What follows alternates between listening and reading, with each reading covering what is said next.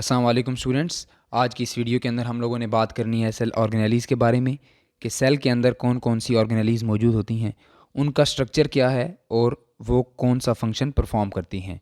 आज की video brief introduction होगी और इंशाल्लाह आने वाली वीडियोज़ के अंदर हम लोग इनकी डिटेल में बात करेंगे। तो आइए चलते हैं। स्टूडेंट, आप ये देख सकते हैं, ये हमारे पास एक सेल है जिसके इर्द गिर्द आप ये देख सकते हैं कि सेल मेम्ब्रेन है और अंदर हमारे पास मुख्तलिफ ऑर्गेनेलीज़ जो हैं वो मौजूद हैं। तो आज हम लोगों ने देखना है इन सब के स्ट्रक्चर और फंक्शन के बारे में।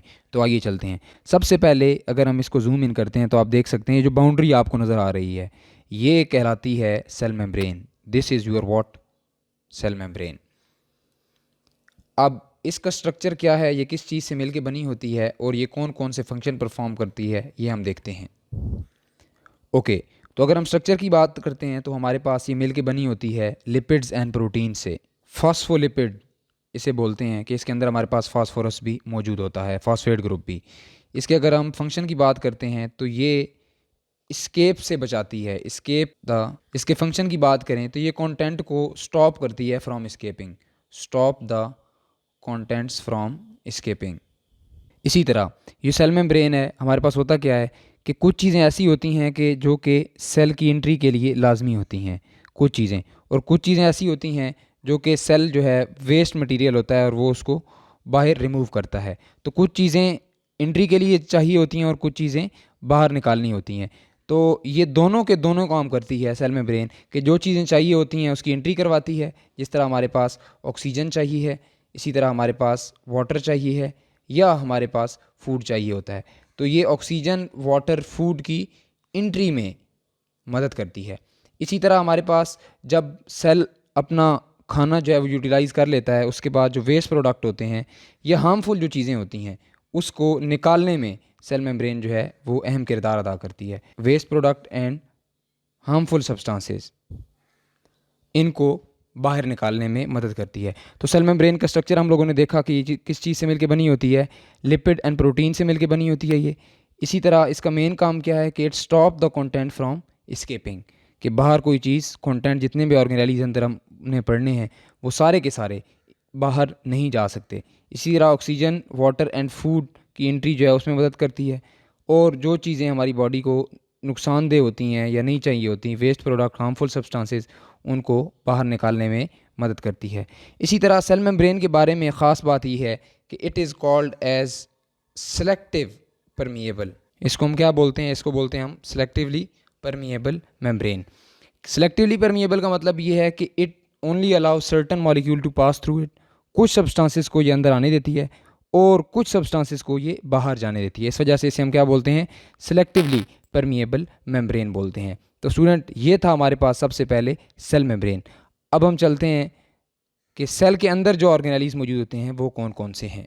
ओके स्टूडेंट, तो सबसे पहले हमारे पास जो ऑर्गेनेली मौजूद है वो हमारे पास है न्यूक्लियस। तो आप देख सकते हैं कि न्यूक्लियस का जो स्ट्रक्चर है इसमें हमारे पास दो तरह की मेम्ब्रेन है। ये हमारे पास आपको जो नज़र आ रही है, this is our outer membrane, और इसी तरह जो आपको अंदर की तरफ मेम्ब्रेन नज़र आ रही है, this is called as inner membrane. और आउटर मेम्ब्रेन और इनर मेम्ब्रेन दोनों को मिला के हमारे पास एक चीज़ बनती है जिसका नाम क्या है? Nuclear envelope. ये कहलाती है न्यूक्लियर इन्वेलप। स्टूडेंट्स, इस न्यूक्लियर इन्वेलप के अंदर आप देख सकते हैं यहाँ पे आपको मल्टीपल पोर्स नज़र आएंगे। These are called as what? Nuclear pores. Nuclear pores ये इसलिए होते हैं ताकि कोई भी कंटेंट अगर न्यूक्लियस के अंदर जाना है तो वो इजीली अंदर जा सके, और अगर कोई भी चीज़ बाहर निकलनी है तो वो बाहर आ सके। कौन सी ऐसी चीज़ है जो कि ट्रांसपोर्ट होती है? यहाँ पे आपको एक स्ट्रक्चर नज़र आ रहा होगा, ये this is called as chromosomes. Chromosomes ये वो चीज़ है जिसके लिए जो कि ट्रांसमिट होती है, which is called as our genetic material. तो ये क्रोमोसोम्स जो होते हैं ये जेनेटिक मटीरियल हैं। ये किस चीज़ से मिलके बने होते हैं? ये हमारे पास मिलके बने होते हैं डीएनए एंड प्रोटीन से मिलके बने होते हैं। डीएनए एंड प्रोटीन से मिलके बने होते हैं जो क्रोमोसोम्स हैं। अब ये हमारे पास क्या होता है? ये एक जेनेटिक मटीरियल है जो कि ट्रांसमिट होता है फ्रॉम पेरेंट टू ऑफस्प्रिंग। जिस तरह अगर कोई बच्चा पैदा होता है तो हम देख के उसे कहते हैं कि ये अपने दादे पे गया है या अपनी अम्मी पे गया है या अपने अबू पे गया है। तो ये हमारे पास किस वजह से होता है? क्रोमोसोम की वजह से होता है, जो कि हेरिडिटी मटेरियल है, जो कि ट्रांसमिट होता है फ्रॉम पेरेंट टू ऑफस्प्रिंग। इसी तरह हमारे पास एक स्ट्रक्चर आप यहाँ पे देख रहे हैं जिसको हम क्या बोलते हैं? न्यूक्लियोलस बोलते हैं। न्यूक्लियोलस बोलते हैं। न्यूक्लियोलस का काम क्या है? ये बनाता है mRNA। ये mRNA बनाता है एक ऐसी चीज़ जो कि ट्रांसपोर्ट होती है बाहर, न्यूक्लियस के बाहर थ्रू न्यूक्लियर पोर्स, और न्यूक्लियर के बिल्कुल बाहर, बिल्कुल एडजेसेंटली हमें एक और स्ट्रक्चर नज़र आ रहा है जिसका नाम क्या है? RER। स्टूडेंट, ये स्ट्रक्चर कहलाता है रफ एंडोप्लाज्मिक रेटिकुलम कहलाता है। इसके दो फेस हैं। ये जो हमारे पास अंदर वाला फेस है, ये आपको नज़र आ रहा है, ये इन कॉन्टैक्ट होता है with the nuclear pores, nuclear pore के साथ। और इसके ऊपर ये जो छोटे छोटे पार्टिकल आपको नज़र आ रहे हैं, ये कहलाते हैं राइबोसोम्स। ये राइबोसोम्स जो हैं वो रफ एंडोप्लाज्मिक रेटिकुलम के ऊपर मौजूद होते हैं। आपकी इत्तला के लिए बताता चलूँ कि एंडोप्लाज्मिक रेटिकुलम जो ER है, दो तरह का होता है। एक रफ होता है जिसके अंदर क्या मौजूद होते हैं? राइबोसोम मौजूद होते हैं। एक और होता है जिसका नाम है smooth endoplasmic reticulum, SER, which is called as what? Smooth endoplasmic reticulum. इसके अंदर हमारे पास क्या होता है? इसके अंदर कोई राइबोसोम नहीं होते, नो राइबोसोम्स। इसके अंदर कोई राइबोसोम्स नहीं होते, इस वजह से इसको क्या बोलते हैं? स्मूथ बोलते हैं। जबकि हमारे पास ये जो रफ एंडोप्लाज्मिक रेटिकुलम है, इसके अंदर राइबोसोम्स होते हैं। अब होता ये है कि ये mRNA जो कि न्यूक्लियोलस से आता है, तो यहाँ पे पड़े होते हैं राइबोसोम, पड़े होते हैं यहाँ पे, ये राइबोसोम पड़े हैं। राइबोसोम क्या करते हैं? इस mRNA को कन्वर्ट कर देते हैं इनटू प्रोटीन। तो राइबोसोम का मेन काम क्या है? Protein synthesis. थोड़ी देर बाद हम राइबोसोम की भी डिटेल देखेंगे, लेकिन यहाँ पे हम देख रहे हैं कि रफ एंडोप्लाज्मिक रेटिकुलम के ऊपर क्या पड़े हुए हैं? राइबोसोम्स। और राइबोसोम का काम क्या है? Protein synthesis. न्यूक्लियस के अंदर हमारे पास क्या मौजूद था? एक आउटर मेम्ब्रेन थी, एक इनर मेम्ब्रेन थी। इन दोनों को मिला के हम लोगों ने क्या बोला था? न्यूक्लियर इन्वेलप बोला था। इसी तरह इसके अंदर न्यूक्लियर पोर्स थे जो कि ट्रांसपोर्टेशन के अंदर काम करते हैं, मदद करते हैं। इसी तरह यहाँ पे हमारे पास क्रोमोसोम्स थे जो कि एक जेनेटिक मटीरियल है, जो कि पेरेंट्स से ऑफस्प्रिंग के अंदर मुंतकिल होता है। इसी तरह हमने देखा कि न्यूक्लियस के अंदर न्यूक्लियोलस मौजूद है जिसका काम है mRNA बनाना। वो mRNA ट्रांसपोर्ट होता है न्यूक्लियस के बाहर, और बिल्कुल साथ ही न्यूक्लियस के साथ ही रफ एंडोप्लाज्मिक रेटिकुलम पड़ा होता है जिसके ऊपर राइबोसोम पड़े होते हैं। वो राइबोसोम क्या करते हैं? प्रोटीन सिंथेसिस करते हैं। ओके स्टूडेंट्स, तो जिस तरह हम लोगों ने बात की कि रफ एंडोप्लाज्मिक रेटिकुलम के ऊपर राइबोसोम पड़े होते हैं जो कि प्रोटीन सिंथेसिस के अंदर इन्वॉल्व्ड हैं, लेकिन जो स्मूथ एंडोप्लाज्मिक रेटिकुलम है, इसका क्या काम है? इसके ऊपर तो राइबोसोम भी मौजूद नहीं होते। तो याद रखिएगा, इसका मेन काम है कि ये क्या काम करता है? ये डिटॉक्सीफाई करता है ड्रग्स को। यानी कि हमारे पास हम जितनी भी ड्रग्स इस्तेमाल करते हैं, जितनी भी दवाइयाँ लेते हैं, वो अब हमारी बॉडी के अंदर इस तरह तो नहीं होता कहीं पे जाके स्टोर हो जाती हैं।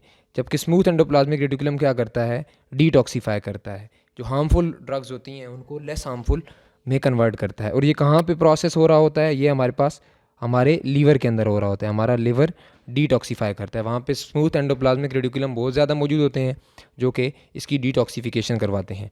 तो रफ एंडोप्लाज्मिक रेटिकुलम का भी फंक्शन हो गया, न्यूक्लियस का भी फंक्शन हो गया, और इस तरह स्मूथ एंडोप्लाज्मिक रेटिकुलम का भी फंक्शन हो गया। ओके स्टूडेंट्स, तो इसके बाद हमारे पास जो ऑर्गेनेली पड़ी हुई है वो हमारे पास मौजूद है, which is called as what? Golgi apparatus. ये हमारे पास क्या है? This is the set of flattened sac. ये हमारे पास फ्लैटेंड सैक मौजूद हैं। ये फ्लैटेंड सैक्स हमारे पास जो हैं यहाँ पे मौजूद हैं। अब यहाँ पे इसके दो फेसेस हैं। आप देख सकते हैं कि ये जो इनर फेस है, ये हमारे पास क्या है? Inner face, inner face. और ये हमारे पास क्या कहलाता है? इसका आउटर फेस। जो इनर सैक है ये फेस कर रहा है किसको? RER को, RER को। और जो आउटर फेस होता है ये फेस कर रहा होता है प्लाज्मा मेम्ब्रेन को। आउटर जो सैक होता है ये प्लाज्मा मेम्ब्रेन को फेस कर रहा होता है। अब होता ये है कि RER के अंदर हमारे पास क्या पड़े थे? राइबोसोम पड़े थे। mRNA आया और वहाँ से हमारे पास क्या बन गई? प्रोटीन बन गई। अब वो प्रोटीन जो है वो सबसे पहले सैक की सूरत में, वेजिकल की सूरत में, वो भेजी जाती है किसके पास? गोल्जी अपरेटस के पास। गोल्जी अपरेटस क्या करता है? उसका इनर सैक क्या करता है? उसे रिसीव करता है। ये हमारे पास इनर फेस क्या कर रहा है? Receive the sacs, it receive the sacs. इस सैक के अंदर हमारे पास क्या चीज़ें हैं? प्रोटीन्स हैं, और भी मुख्तलिफ़ चीज़ें जो कि सेल के बाहर हमने भेजनी हैं। ओके, तो ये रिसीव करता है सैक्स को। अब होता क्या है कि इस गोल्जी अपरेटस का मेन काम क्या है? इसका मेन काम है टू रिसीव द सैक्स। कहाँ से रिसीव करने हैं? From R E R. R E R से इसने क्या करने हैं? रिसीव करने हैं। एंड मॉडिफाई देम, ये रिसीव करता है sacs from the R E R और उनको क्या कर देता है? मॉडिफाई कर देता है। ओके, तो गोल्जी ऑपरेटर्स का क्या काम है कि वो उसने रिसीव करने हैं sacs from the R E R. R E R से ये रिसीव करता है और उनको क्या करता है? मॉडिफाई करता है। और मॉडिफाई करके फिर वेजिकल्स की सूरत में यहाँ से वेजिकल क्या करते हैं? बड ऑफ होते हैं। यहाँ से वेजिकल बड ऑफ होते हैं और फिर ये ट्रांसपोर्ट कर दिए जाते हैं आउट ऑफ द सेल या सेल के अंदर जहाँ जहाँ पे ये चाहिए होते हैं। तो ये स्टूडेंट हमारे पास इंटरेक्शन है किस किस के दरमियान में? न्यूक्लियस जिसने हमारे पास mRNA बनाया, वो mRNA गया RER के ऊपर, RER के ऊपर हमारे पास राइबोसोम पड़े थे। प्रोटीन की सिंथेसिस हुई, वो प्रोटीन जाती है गोल्जी अपरेटस के पास। गोल्जी अपरेटस उसे मॉडिफाई करता है और मॉडिफाई करने के बाद वो ट्रांसपोर्ट आउट हो जाती है। ओके स्टूडेंट, तो गोल्जी अपरेटस के बाद हमारे पास जो अगला ऑर्गेनेली है वो हमारे पास है लाइसोसोम्स। लाइसोसोम्स क्या होते हैं? ये हमारे पास ऐसे ऑर्गेनेली होते हैं जो कि जिनके अंदर हमारे पास क्या होते हैं? एक्टिव हाइड्रोलिटिक एंजाइम होते हैं। एक्टिव हाइड्रोलिटिक एंजाइम्स होते हैं। अब चूंकि इनके अंदर हाइड्रोलिटिक एंजाइम्स होते हैं तो ये तोड़ फोड़ के अंदर काम करते हैं। ये हमारे पास इनका मेन काम क्या है? डिग्रेडेशन। किन किन चीज़ों की डिग्रेडेशन करते हैं? ये हमारे पास डीएनए की डिग्रेडेशन करते हैं। इसी तरह ये हमारे पास लिपिड्स की डिग्रेडेशन करेंगे, कार्बोहाइड्रेट को तोड़ते हैं और प्रोटीन को तोड़ते हैं। इसके अलावा लाइसोसोम्स जो हैं वो बहुत ज़्यादा अहम हैं for the recycling of the damaged organelle. कि हमारे पास अगर कोई एक ऑर्गेनेली जो है वो डैमेज हो गई है, उनको उसकी रीसाइकलिंग जो है वो कौन करवाता है? लाइसोसोम करवाते हैं, डैमेज्ड ऑर्गेनेली। इसी तरह जब स्टारवेशन होती है, स्टारवेशन का मतलब ये है कि जब हम फूड नहीं ले रहे होते तो हमारी बॉडी कैसे खुराक पूरी करती है? उसको एनर्जी की ज़रूरत होती है। तो ये क्या करते हैं? हमारी बॉडी के अपने सेल हैं उसको तोड़ना शुरू कर देते हैं ताकि हमारी एनर्जी नीड को पूरा किया जा सके। तो ये हमारे पास जो हैं लाइसोसोम्स हैं, जिनका मेन काम क्या है? Degradation of DNA, lipids, carbohydrates and protein. इसी तरह अगर हमारे पास कोई बाहर से चीज़ आती है, बाहर से चीज़ सेल के अंदर दाखिल होती है, जिस तरह हमारे पास ये फूड वैक्यूल है, फूड वैक्यूल है, ये सेल के अंदर दाखिल हुआ है, तो ये क्या करेगा? लाइसोसोम्स वहाँ से आएंगे, यहाँ से लाइसोसोम आएंगे और दोनों क्या कर जाएंगे? फ्यूज़ कर जाएंगे, दोनों फ्यूज़ करेंगे। ये हमारे पास लाइसोसोम्स के एंजाइम मौजूद हैं और इसी तरह हमारे पास ये फूड के पार्टिकल हैं, दोनों मिलेंगे तो ये लाइसोसोम इसे क्या कर देगा? डिग्रेड कर देगा। और इस तरह लाइसोसोम्स जो हैं अपना फंक्शन परफॉर्म करते हैं। इसके बाद हमारे पास जो ऑर्गेनेली आती है वो हमारे पास आती है राइबोसोम्स आते हैं। ये जो आपके सामने पड़े हुए हैं, these are what? Ribosomes. Ribosome के अंदर, राइबोसोम के बारे में हम लोग देख चुके हैं कि राइबोसोम हमारे पास क्या होते हैं? दे आर ग्रैनुलर पार्टिकल्स, ये दानेदार होते हैं। और इनके बारे में दो चीज़ें हैं, या तो ये may be attach to the R E R, या तो ये आर ई आर के साथ अटैच्ड होंगे, या ये फ्रीली घूम रहे होते हैं, may be attach to R E R और freely dispersed in the cytoplasm, या फ्रीली घूम रहे। आमतौर पे इनके दो सब यूनिट्स होते हैं, एक लार्जर सब यूनिट यूकैरियोटिक सेल के अंदर 60S होता है और दूसरा हमारे पास smaller sub unit which is 40S। इसी तरह लार्जर 60S और smaller 40S। Svedberg, S stand for Svedberg, जो कि मेजरमेंट का यूनिट है हमारा। राइबोसोम का मेन काम है प्रोटीन सिंथेसिस। तो आप यहाँ पे देख सकते हैं कि हम लोगों ने देखा था कि RER के ऊपर राइबोसोम्स जो हैं वो मौजूद थे और जो कि हमारे पास mRNA आया था उससे उसने प्रोटीन बनाई थी। इसी तरह यहाँ पे आप देख सकते हैं कि राइबोसोम्स या तो ये RER के साथ अटैच होंगे या ये फ्रीली घूम रहे होंगे साइटोप्लाज्म के अंदर। ये था हमारे पास राइबोसोम। ओके स्टूडेंट, तो इसके बाद हमारे पास जो मोस्ट इंपॉर्टेंट ऑर्गेनेली है वो हमारे पास क्या है? वो माइटोकॉन्ड्रिया है। तो माइटोकॉन्ड्रिया के अंदर आप देख सकते हैं, इसका स्ट्रक्चर की बात करें तो इसके अंदर हमारे पास एक आउटर मेम्ब्रेन होती है जो कि क्या होती है? स्मूथ होती है। आप देख सकते हैं इसके अंदर ये स्मूथ है, जबकि जो इनर मेम्ब्रेन है यहाँ पे आप देख सकते हैं कि इसके अंदर प्रोजेक्शंस हैं जिसको हम क्या बोलते हैं? क्रिस्टे बोलते हैं। क्या बोलते हैं इसे? हम क्रिस्टे बोलते हैं। ये हमारे पास इसकी इनर मेम्ब्रेन है, inner membrane of the mitochondria. इसी तरह इसके अंदर जो मटेरियल पड़ा हुआ है इसको हम बोलते हैं matrix. Which is present inside the mitochondria. इसके अलावा माइटोकॉन्ड्रिया के बारे में जो चीज़ें मशहूर हैं, यहाँ पे आप देख सकते हैं कि माइटोकॉन्ड्रिया का अपना डीएनए है, इट्स ओन डीएनए, इसका अपना डीएनए है। और इसके अलावा इसके अंदर एंजाइम मौजूद होते हैं, माइटोकॉन्ड्रिया के अंदर एंजाइम मौजूद होते हैं। और माइटोकॉन्ड्रिया अहम क्यों है? क्योंकि इसको हम power house of the cell कहते हैं, power house of the cell. कि एटीपी प्रोडक्शन जो हमारे पास एनर्जी करेंसी है, ये हमारे पास यहाँ पे बन रही होती है माइटोकॉन्ड्रिया के अंदर। इसको power house of the cell कहा जाता है क्योंकि इसके अंदर क्या होती है, एटीपी की प्रोडक्शन होती है। एटीपी यानी कि एनर्जी की प्रोडक्शन हो रही होती है, इस वजह से इसको power house of the cell कहा जाता है। तो स्टूडेंट, ये था हमारे पास माइटोकॉन्ड्रिया, जिसकी आउटर मेम्ब्रेन स्मूथ है, इनर मेम्ब्रेन के अंदर प्रोजेक्शंस हैं जिसको हम क्रिस्टा के नाम से देखते हैं। इसके अंदर अपना डीएनए है और एंजाइम्स हैं।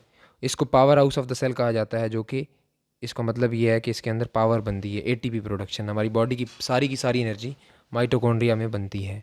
Last but not the least, हमारे पास जो ऑर्गेनेली हैं वो हमारे पास क्या कहलाते हैं? साइटोस्केलेटन कहलाते हैं। साइटोस्केलेटन का मेन काम क्या है? इसका मेन काम है to maintain the shape and help in movement. तो ये शेप को मेंटेन करता है और मूवमेंट के अंदर जो है वो हेल्प करता है। तो जिस तरह स्केलेटन का मतलब ये है, जिस तरह हमारी बॉडी का स्केलेटन होता है वो बोन्स हैं या वो हमारे पास लिगामेंट्स हैं, जो कि क्या करते हैं, हमारी बॉडी का जो शक्ल है वो मेंटेन करते हैं और हमारी बॉडी को मूव कराने में मदद देते हैं। इसी तरह जो सेल का पूरा स्ट्रक्चर है, उसकी शेप को मेंटेन करने में जो अहम किरदार है वो हमारे पास किसका है? वो साइटोस्केलेटन का है। साइटोस्केलेटन के 3 मेन कंपोनेंट्स हैं जो आपको यहाँ पे नज़र आ रहे हैं। पहला कंपोनेंट है हमारे पास माइक्रोट्यूब्यूल्स, दूसरा कंपोनेंट है इंटरमीडिएट फिलामेंट और तीसरा कंपोनेंट है माइक्रो फिलामेंट्स। अगर हम शेप वाइज बात करें तो माइक्रोट्यूब्यूल्स क्या होते हैं? सबसे थिन होते हैं, सबसे थिन माइक्रोट्यूब्यूल्स होते हैं। माइक्रोफिलामेंट्स हमारे पास क्या होते हैं? इनमें सबसे थिक होते हैं, इनमें सबसे थिक होते हैं। और इंटरमीडिएट नाम से ज़ाहिर हो रहा है कि इसकी इंटरमीडिएट थिकनेस होती है। तो ये माइक्रोट्यूब्यूल्स, माइक्रोफिलामेंट्स और इंटरमीडिएट, ये हमारे पास क्या सेल के अंदर मुख्तलिफ जगह के ऊपर इस तरह पड़े होते हैं, इस तरह हमारे पास जो है वो पड़े होते हैं और सेल के स्ट्रक्चर को मेंटेन कर रहे होते हैं ताकि सेल जो है वो श्रिंक ना हो जाए या वो फट ना जाए, बर्स्ट ना कर जाए। तो इस तरह हमारे पास जो है वो एक फॉर्मेशन के अंदर जो है वो पड़े होंगे, मौजूद होंगे। तो ये इनका मेन काम क्या है कि सेल की शक्ल को मेंटेन करना और मूवमेंट के अंदर मदद करना। इनकी एक ख़ास अरेंजमेंट होती है। हमारी बॉडी के अंदर एक 2 स्ट्रक्चर और मौजूद होते हैं जिनका नाम है cilia and flagella. Cilia and flagella, ये सिलिया एंड फ्लैजिला जो होते हैं ये माइक्रोट्यूब्यूल की ही अरेंजमेंट से मिलके बने होते हैं। यानी 9 पेयर्स ऑफ माइक्रोट्यूब्यूल्स जो हैं ये मिलके सिलिया एंड फ्लैजिला बनाते हैं, जो कि हमारी बॉडी के अंदर मुख्तलिफ जगह पे मौजूद होंगे और मूवमेंट के अंदर मदद करेंगे।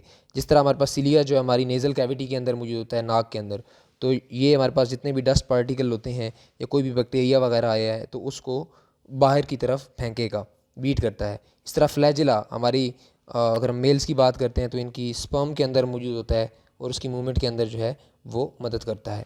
ये था हमारे पास brief introduction to the cell organelles, जिसमें सबसे पहले हम लोगों ने बात की कि जो सबसे आउटर मेम्ब्रेन है जिसको हम सेल मेम्ब्रेन बोलते हैं, ये लिपिड एंड प्रोटीन से मिलकर बनी होती है और सेल के अंदर जो चीज़ें आ रही हैं और जो बाहर चीज़ें जा रही हैं उसको कंट्रोल करती है।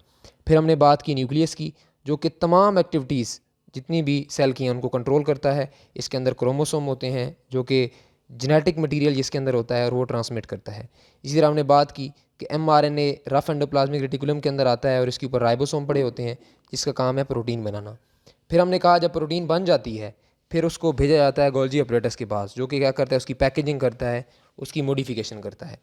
फिर हमने बात की कि एंडोप्लाज्मिक रेटिकुलम 2 तरह के होते हैं, एक रफ होता है और एक स्मूथ होता है। स्मूथ के अंदर हमारे पास कोई राइबोसोम नहीं होते और इसका मेन काम क्या है? टू डिटॉक्सीफाई द ड्रग्स, के ड्रग्स को डिटॉक्सीफाई करना, जो हार्मफुल चीज़ें हैं उनको लेस हार्मफुल बनाना। फिर हमने बात की राइबोसोम्स की, राइबोसोम का मेन काम क्या है? प्रोटीन सिंथेसिस है। फिर हमने बात की लाइसोसोम्स की, कि लाइसोसोम एक ऐसे पार्टिकल हैं जिनके अंदर हमारे पास, जिनका काम क्या है कि हाइड्रोलिटिक एंजाइम जिनके अंदर होते हैं और वो डीएनए, लिपिड, कार्बोहाइड्रेट, प्रोटीन इनको तोड़ते हैं। और अगर कोई ऑर्गन डैमेज हो गया है, कोई ऑर्गेनेली डैमेज हो गई है तो उसको रिसाइकल भी कर देते हैं। फिर हमने बात की माइटोकॉन्ड्रिया की, जो कि पावर हाउस था जिसका काम क्या है? एटीपी प्रोडक्शन करना। फिर हमने सबसे एंड पे हमने बात की साइटोस्केलेटन की, जिसके अंदर माइक्रोट्यूब्यूल्स हैं, इंटरमीडिएट फिलामेंट्स हैं एंड माइक्रो फिलामेंट्स हैं, जिनका काम है to maintain the shape and help and the movement. उम्मीद करता हूँ कि आपको तमाम सेल ऑर्गेनेलीज़ की मुकम्मल तौर पे समझ आ गई होगी। ये हमारे पास ब्रीफ इंट्रोडक्शन है और इंशाल्लाह आने वाली वीडियोस के अंदर हम लोग डिटेल डिस्कशन करेंगे बारी बारी हर ऑर्गेनेली की। अगर आपको ये वीडियो अच्छी लगी है तो इस वीडियो को लाइक करें, अपने दोस्तों के साथ ज़्यादा से ज़्यादा शेयर करें।